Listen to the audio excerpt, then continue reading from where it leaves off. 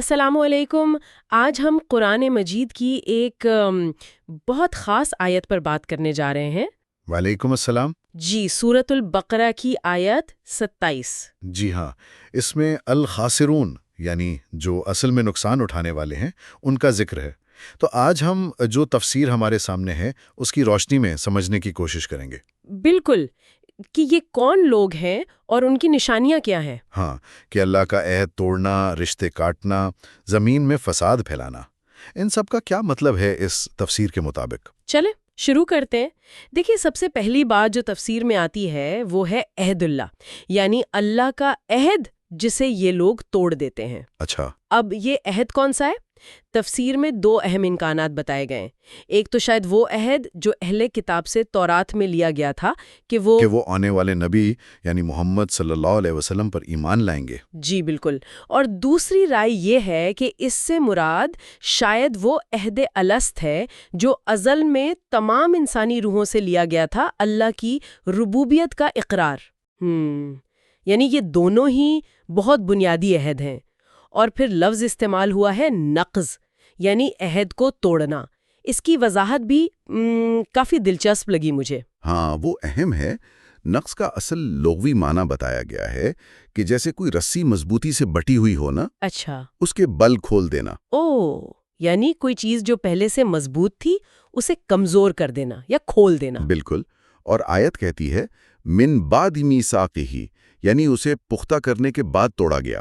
تو یہ محض کوئی ہلکا وعدہ نہیں تھا جسے بھلا دیا، بلکہ ایک مضبوط معاہدے کی خلاف ورزی ہے۔ صحیح، یہ تو بڑی سنگین بات ہوئی۔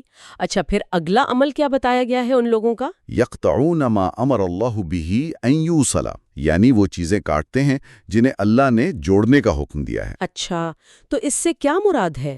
کیا یہ صرف رشتہ داروں سے تعلق توڑنے کی بات ہے؟ تفسیر میں یہاں بھی دو پہلو ہیں دراصل۔ ایک تو یہ کہ اللہ نے حکم دیا تھا کہ تمام انبیاء پر ایمان لایا جائے بغیر کسی فرق کے۔ تو بعض نبیوں کو ماننا اور بعض کا انکار کر دینا، نؤمن ببعض ونکفر ببعض، یہ بھی اللہ کے حکم کردہ تعلق یعنی ایمانی تعلق کو کاٹنا ہے۔ اچھا، یہ تو ایمانی پہلو ہوا۔ جی، اور دوسرا معنی؟ زیادہ عام فہم ہے جو آپ کہہ رہی تھیں، یعنی رشتے ناتے توڑنا، صلہ رحمی نہ کرنا، والدین رشتہ داروں کے حقوق ادا نہ کرنا، اور دوسرے سماجی حقوق جنہیں قائم رکھنے کا اللہ نے حکم دیا ہے۔ تو گویا یہ ایمانی تعلق بھی ہو سکتا ہے اور سماجی بھی، دونوں ہی اہم ہیں۔ بالکل، دونوں ہی اللہ کے حکم سے جڑے ہوئے ہیں۔ اور پھر تیسرا کام، وَيُفْسِدُونَ فِي الْأَرْضِ، زمین میں فساد پھیلانا، اس کی کیا وضاحت ہے تفسیر میں؟ دیکھیں، فساد کی جڑ تو اللہ کی ہدایت سے منہ موڑنا ہے، یعنی قرآن کا اور رسول اللہ صلی اللہ علیہ وسلم کا انکار کرنا۔ یہ ہوا نظریاتی فساد، ہے نا؟ جی، یہ نظریاتی بنیاد ہے۔ پھر یہ عملی شکل اختیار کرتا ہے۔ تفسیر میں مثالیں دی گئی ہیں جیسے کھیتی باڑی تباہ کرنا، جانوروں کی نسلیں خراب کرنا یا انہیں مارنا، یعنی زمین کے وسائل کو، ماحول کو بگاڑنا۔ صحیح، تو یہ انکار اور پھر عملی بگاڑ، یہ دونوں مل کر فساد فی الارض کہلائے۔ یہی بات ہے۔ تو خلاصہ یہ ہوا کہ یہ تینوں کام، اللہ سے کیا پختہ عہد توڑنا، اللہ کے جڑے ہوئے تعلقات چاہے ایمانی ہوں یا سماجی انہیں کاٹنا، اور زمین پر بگاڑ پیدا کرنا، یہ کام کرنے والے الخاسرون ہیں، یعنی نقصان اٹھانے والے۔ بالکل، اولئک ھم الخاسرون، قرآن نے واضح کر دیا کہ حقیقی خسارہ یہی ہے۔ لیکن یہ خسارہ ہے کیا؟ مطلب دنیا کا نقصان یا کچھ اور؟ نہیں، یہ اس سے کہیں گہرا ہے۔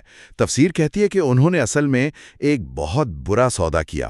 انہوں نے ہدایت اور ایمان جیسی انمول چیز دے دی، اور بدلے میں گمراہی اور فساد لے لیا۔ جی، نفع چھوڑ کر گھاٹا خرید لیا۔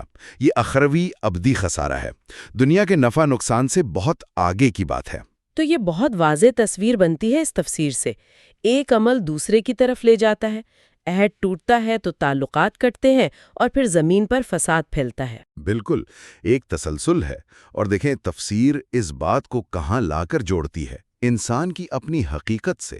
آیت یاد دلاتی ہے کہ تم کیسے کچھ نہیں تھے، اللہ نے زندگی دی، پھر موت دے گا، پھر زندہ کرے گا، اور اسی کی طرف لوٹنا ہے۔ یعنی زندگی، موت اور دوبارہ جی اٹھنے کا سائیکل۔ جی، یہ اللہ کی قدرت، اس کی حاکمیت کی سب سے بڑی دلیل ہے۔ تو نکتہ یہ ہے کہ جو اس عظیم قدرت کو سمجھ لے، پہچان لے، وہ ایسی ناشکری، ایسی بغاوت کیسے کر سکتا ہے جس کا انجام خسارہ ہے؟ صحیح کہا، اس قدرت کا احساس ہی شاید اس خسارے سے بچا سکتا ہے۔ بالکل۔ یہ واقعی ایک گہری بات ہے۔ تو سامعین کے لیے ہم یہ سوال چھوڑ سکتے ہیں کہ اس تفسیر کی روشنی میں ہمارے جو روزمرہ کے اعمال ہیں، عہد نبھانا یا توڑنا، تعلق جوڑنا یا کاٹنا، اصلاح کرنا یا بگاڑ پیدا کرنا، ان کا اثر صرف ہماری ذات تک نہیں رہتا، بلکہ اس کا تعلق پوری کائنات کے نظام سے اور خود ہمارے خالق کے ساتھ ہمارے رشتے پر کتنا گہرا اور فیصلہ کن ہوتا ہے۔ بہت اہم سوال ہے، غور طلب بات ہے۔